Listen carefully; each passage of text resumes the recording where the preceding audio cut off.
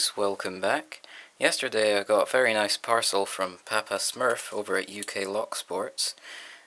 He was looking for some volunteers to test a challenge lock or some challenge locks that he'd made, and so I volunteered, and he was kind enough to send me this nice union cylinder, or should I say a nasty union cylinder.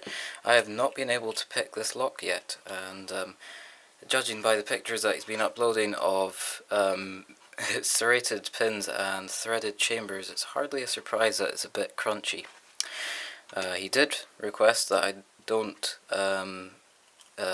put this in a YouTube video, which is fine, because the reason he's wanting volunteers to test these locks is he wants to know if there's ways that you can improve them. So I think he'll be sending some of these out in packages, so you might get a chance to pick one. But yeah, thanks very much again, Papa Smurf, for sending this to me, and also thanks for including a shim. That was very, very thoughtful. So I will definitely try my best to give you an honest review of that lock.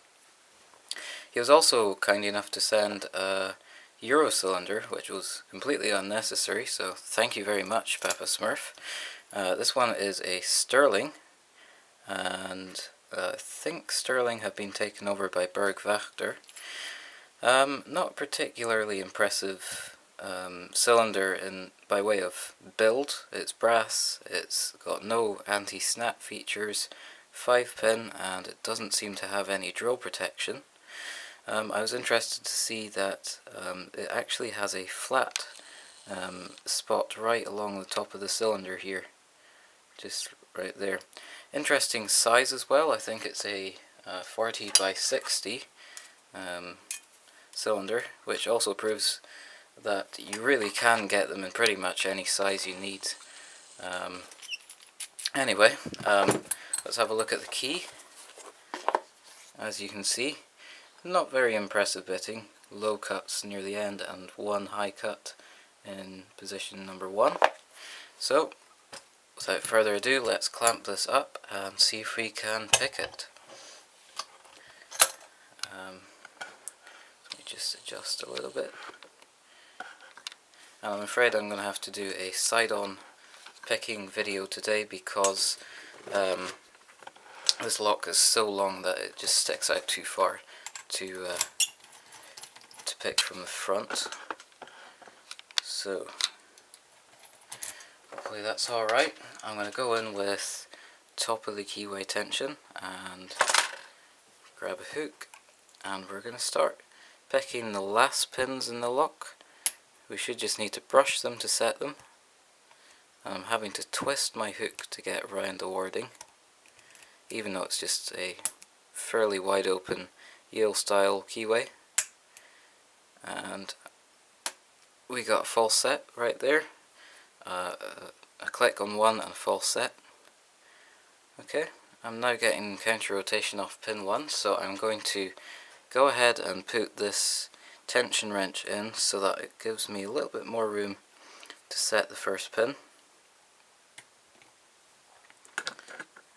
So this short little top of the keyway tension wrench doesn't jump out.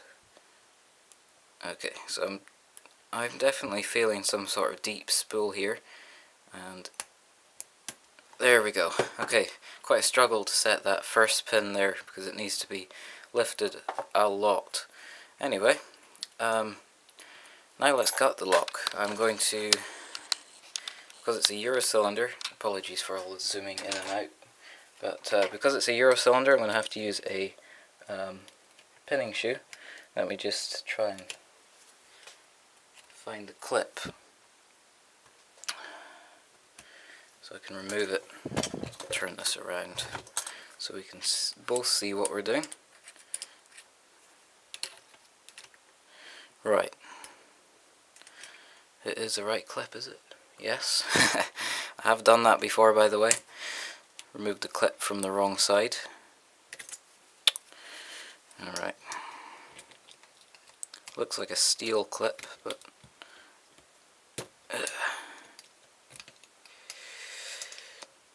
okay.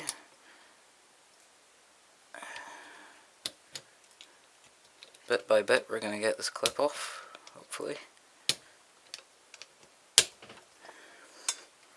Alright, let's see.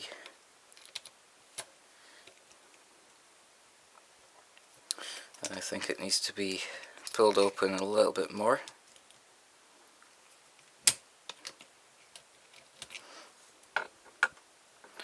Alright, it's come off, but on the wrong side, so let me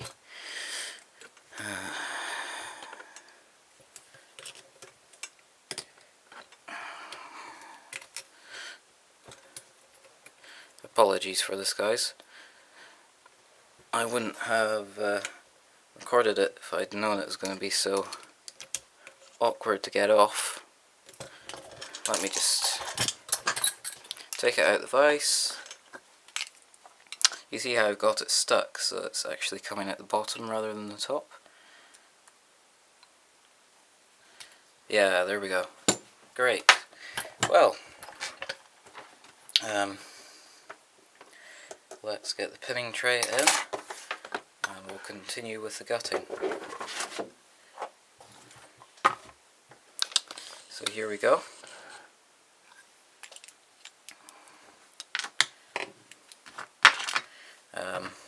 Pinning shoe in, and we're going to remove the core.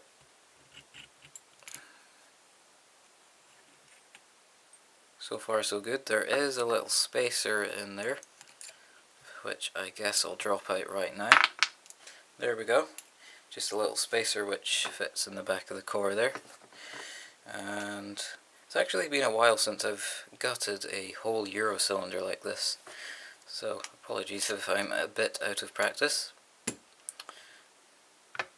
So let's drop out these pins first of all. Have a look there. There doesn't appear to be any drill protection in the core, which is a bit disappointing, but there you go, you can see that. We did actually have to pick the last pins just a bit. Probably just brushing them was enough to set them. So we'll drop these key pins out, even though they're probably all standards.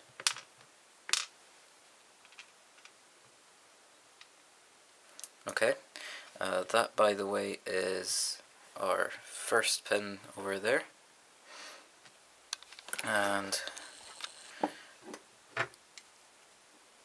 pull out the pinning shoe and let's see. Been a while since I used this little thingy.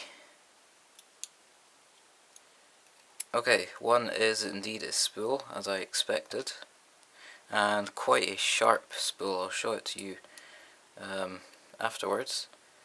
Pin 2 is a similar spool, although I don't think it came into play because I don't think any of the other spools came into play because they have long key pins. Pin 3 is a standard, 4 is also a standard,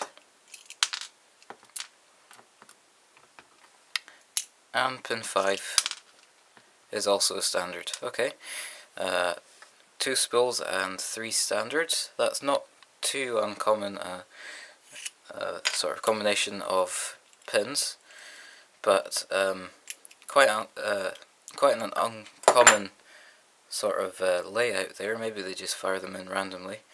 Okay, I do have a bit of gunk in my hand, but that's alright. That came out of the chamber there. Just have to hold on to it until the end of the video. Let's just zoom in here. So as you can see in positions 1 and 2 we have these deep spool pins, which were definitely going to give us let's see if I can do this with one hand, which were definitely going to give us some difficult feedback. These were hard to set once you got into the full set, so please don't be a blurry. Oh, we went sharp for a second. There we go. So as you can see, really sharp spools there, no sort of rounded edges there, so those were very effective, or at least the one in position or chamber 1 was certainly effective.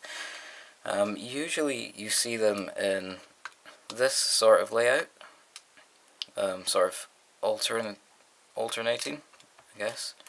Let me just give you an example of that. You know what I mean though. Like that, so we've got standard, spool, standard, spool, standard, so it's quite unusual to have them grouped together. Anyway, quite an interesting sterling Euro cylinder. Thank you very much, Papa Smurf, for sending it my way, and thank you everybody else for watching, and as always I will see you in my next video.